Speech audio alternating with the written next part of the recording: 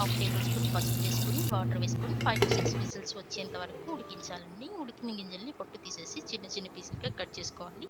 తర్వాత స్టవ్ వెలిగించి గిన్నె పెట్టి ఆయిల్ వేసుకొని, అందులో ఆవాలు, పట్టా లవంగాలు వేసుకొని, ఆనియన్స్‌ని యాడ్ చేసుకొని బాగా దోరగా వేయించాలి. అందులో టమాటా ముక్కలు కూడా యాడ్ చేసుకొని బాగా వేయించుకోవాలండి.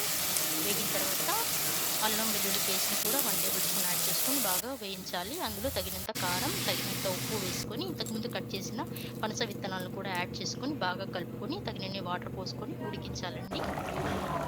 ఉడికిన తర్వాత 1 టేబుల్ స్పూన్ గరం మసాలాను కూడా యాడ్ చేసుకొని, మరి కొన్ని నిమిషాలు ఉడికించాలండి.